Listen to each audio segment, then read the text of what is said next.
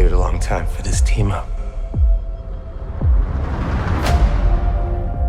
My friends, Deadpool and Wolverine is a brand new entry to the MCU, and the only MCU film of 2024, I might add. It's directed by Sean Levy and starring Ryan Reynolds as Wade Wilson, aka Deadpool, and the one and only Hugh Jackman as Logan, aka Wolverine. And I think the question that's on everybody's mind is, does this film live up to the insane hype that's been surrounding it? Also, if you're one of those people that thinks the MCU needs saving, does this film save the MCU? That's what I'm going to be talking about today. This is my full spoiler-free review. I'll also have a full spoiler review coming out. But welcome to my channel, everyone. Make sure you smash like and subscribe if you're new here, and let's dance. And by dance, I mean talk about Deadpool and Wolverine. But okay, the synopsis reads, Wade Wilson, Ryan Reynolds, seeks to lead a quiet life away from his past as Deadpool. However, everything takes an unexpected turn when an external factor threatens to destroy everything he loves. This situation leads Wade on a journey to another universe with the goal of finding an alternate version of Wolverine to help him save his world. And with this being the only MCU film coming out this year, I think it's safe to say that it's my most anticipated superhero film of the year. But even if there were several MCU projects coming out, even if it was like an Avengers movie coming out,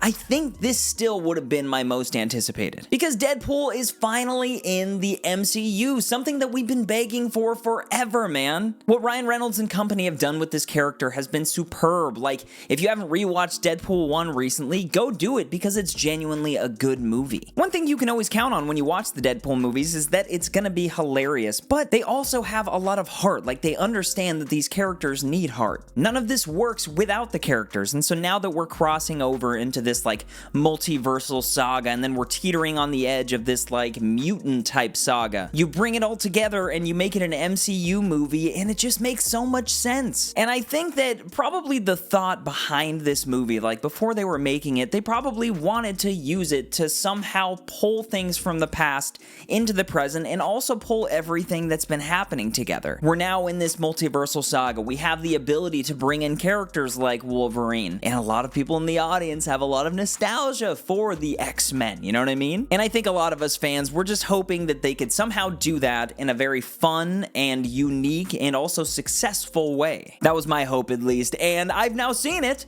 And yeah, that's pretty much what happened. Deadpool and Wolverine was freaking fantastic. I truly don't think I could have liked this movie any more than I did. It has a little bit of everything. It has all the humor that you'd expect from Deadpool, but then you add in Hugh Jackman. After all of the Wolverine jokes that have been made in Deadpool 1 and 2, you now have them together, and truly, I was driving home after the movie and I was just thinking about it. I think the best way to sum this movie up is just a love letter to the Fox live-action movies. A love letter to my freaking childhood, man.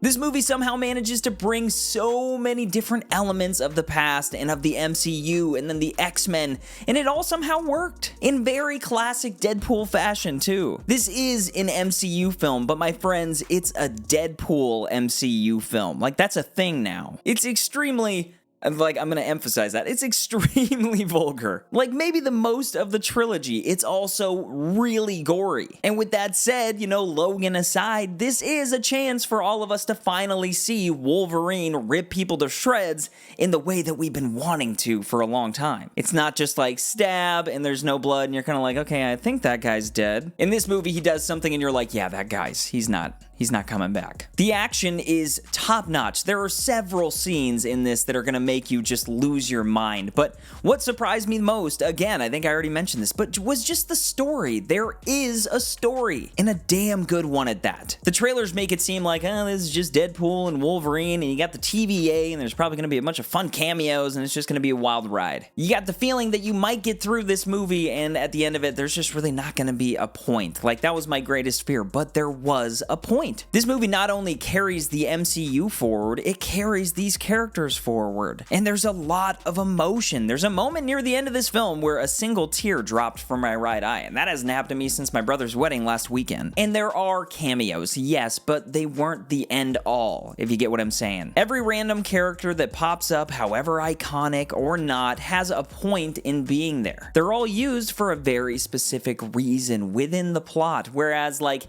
Sandman and Lizard and No Way Home are just kind of there, rounding out the villains, you know what I mean? And if you haven't seen this movie yet, and if you plan on seeing it in theaters here soon, I highly encourage you to try to stay unspoiled, because there's one cameo in this specifically that's gonna absolutely blow your mind, but there's also a little bit of everything for everyone. There are several big cameos, and there's like a middle chunk of this film where you're just like, oh my gosh, what is happening? But then as for the TVA, it so cleverly weaves this into the movie, and if you're a fan of Loki, it's crazy how much you just feel like you're there for a period of time. Where a movie like The Eternals within the MCU can kind of feel like it doesn't belong in the same universe as everything else, this movie just fits right in. It fits right into this multiversal storyline. But the heart and soul really is Ryan Reynolds and Hugh Jackman, Wade and Logan, and they knew it.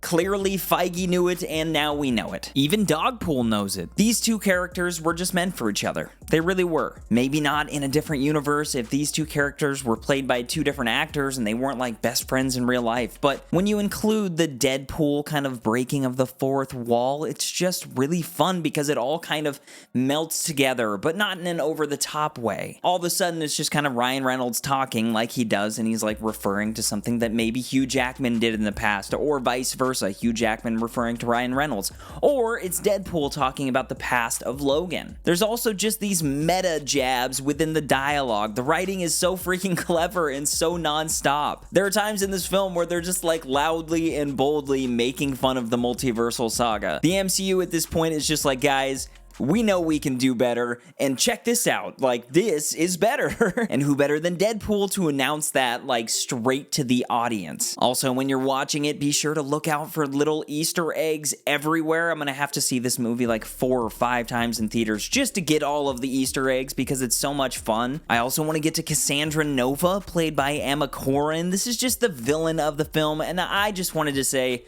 I thought she was incredible, man. Similar to other villains in the MCU, she just sort of shows up in this movie, but the way that they used her and Logan together and how they show her powers and make them different from Charles, it was so unique. And again, I want to go several more times just to get a little bit more of her. But seriously, I could go on and on and on about this movie all day. I do want to save some of this for my spoiler talk. Keep an eye out for that video, but I do have 3 more things I wanted to talk about. The first just being Wolverine. And you know, Deadpool is phenomenal in this movie, flat out, but a lot of that hinges on the success of a working relationship with Logan. And this Logan has a lot going on with him. There's a lot of pain there. I'm not gonna spoil or explain how we get from the movie Logan to here, but the character himself has always been complicated, you know? And they were somehow able to explore even more than has been explored, all while stabbing each other in the crotch and cutting off limbs. It was really impressive. And that brings me to my second thing, that is director Shawn Levy. And I think it's safe to say, or at least in my opinion, that this guy gets it.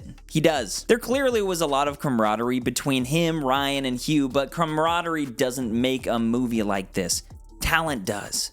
Passion does. And so I'm here to say, give Shawn Levy every Marvel movie moving forward and every Star Wars movie moving forward, because clearly to me, he just understands what the fans want and how to showcase it without being cheesy or stretching things. Like, his visual style is to the point and not flashy, which again is what you want with this type of movie. I'm very impressed by him. And they also made some really solid choices, especially with the wardrobe. That brings me to my third thing, the suits, the Deadpool and Wolverine suits. Guys, I swear, like, when you're watching this, the talent that it takes to make a suit like this, like a live action suit. Obviously, there are some action scenes where it's just CGI, but when you look at these things, when they're walking, like, that's an actual suit that was made, and it's incredible. Wolverine's suit is so great. I truly think that both these suits in this movie, Deadpool's and Wolverine's, are my 2 favorite live-action superhero suits of all time. They're just impeccable. Like, whoever made them, just let him keep cooking on everything. But all in all, Deadpool and Wolverine was just a fantastic ride. It lived up to my expectations. I didn't think that that was possible. I was hoping for a great MCU film,